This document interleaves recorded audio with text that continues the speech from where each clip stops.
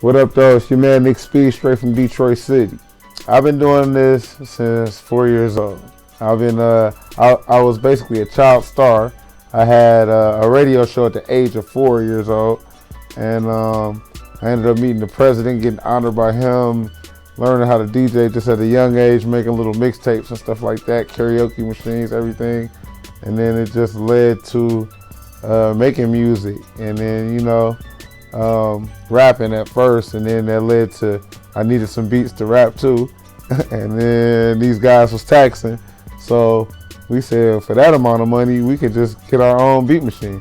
So that's, fortunately, we thought like that, you know what I mean? And we just said we can learn how to do this ourselves. I make music. I'm a producer, I'm a DJ, I'm an artist, and I'm all around good guy, you know what I'm saying? So that's how we do it. Okay. If you could rename Woodward after one person, who would it be? First person came to mind was Henry Ford. Why you say that? Because he probably had one of the most successful businesses ever from Detroit. I mean, the auto industry is one of the most prominent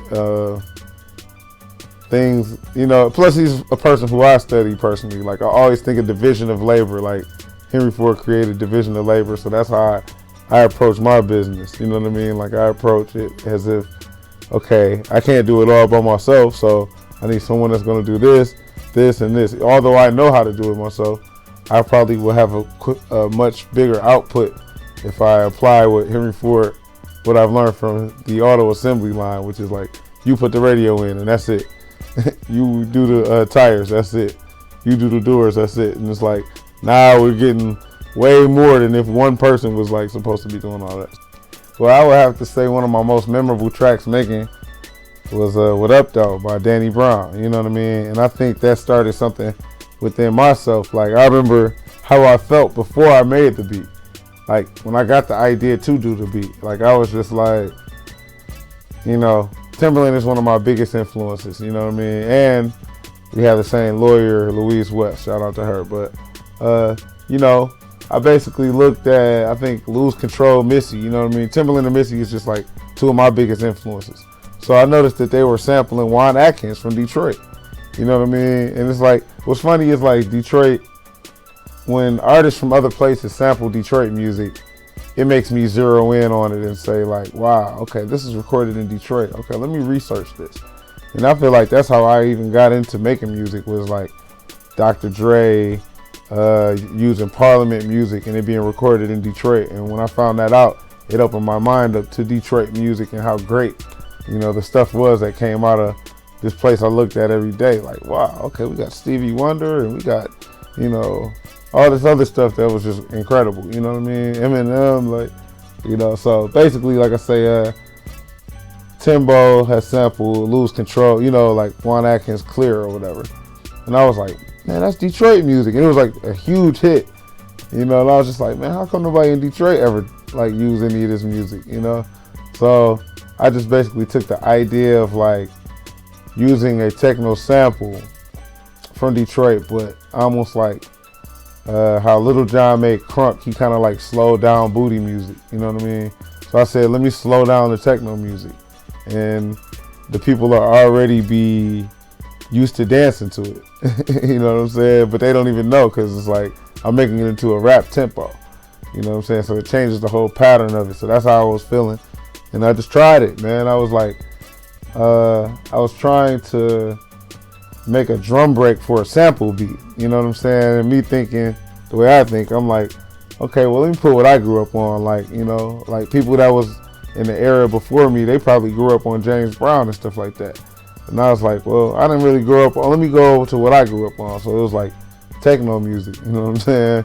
As a kid, it was always on the radio and everything. So I just thought to make a drum break out of techno music and slowed it down. And then, there we have is What Up Though. It's like Brown said, he listened to that beat like every day. He had like an iPod with no computer. So I put all the songs on my computer onto his iPod. Like back when people had iPods, like, you know what I'm saying? So it's pretty crazy, but he listened to that beat every day. He went to jail. I guess he wrote it in jail thinking of the beat.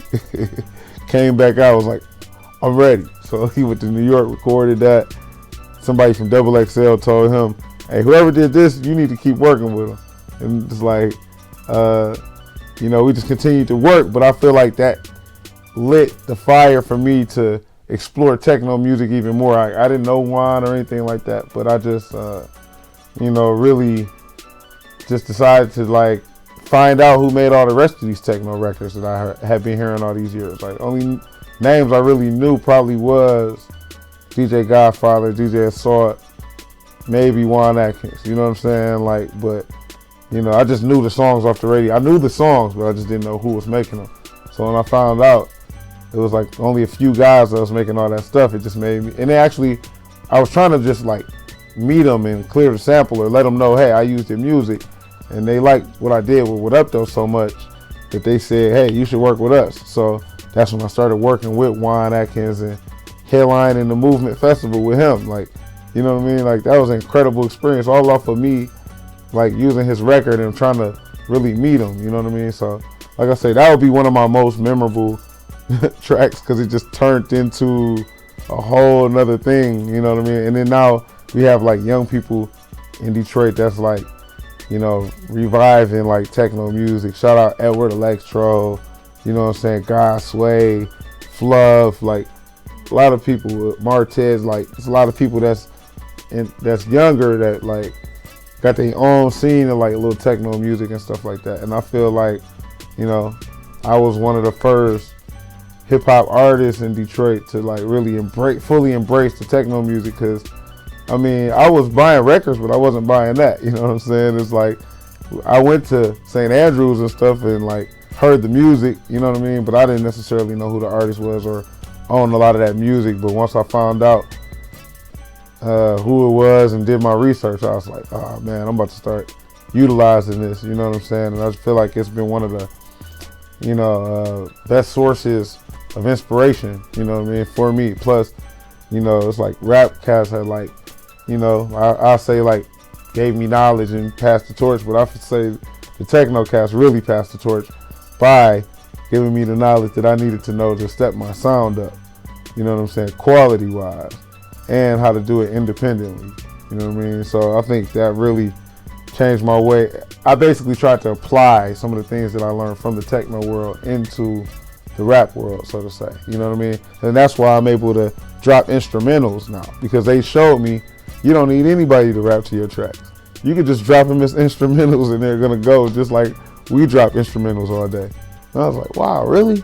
And he was like, Mike Banks was like, look, man, let me show you, watch this. Just let me put out one record on you. And it just did great. I was like, oh, wow. Now, like, who's gonna buy this record? I didn't know who was gonna buy a record. Now, as you talk about who's gonna buy this record, yeah, when it dropped in the UK, it topped the charts. It topped the charts. I couldn't believe it. It was a vinyl only record. Like, I'm from the hood of Detroit. Like, I don't know too many people that's just banging records. Like, at the time that this is coming out. But then, ever since then, records have had this resurgence in like vinyl. They're talking about every day on the news. They'd be like, vinyl is back. And since 2013, vinyl has just had it's become the top format of music. So I guess I got in it at the right time. You know what I mean? Like, who's gonna buy this record? And all of a sudden, that sells better than iTunes now.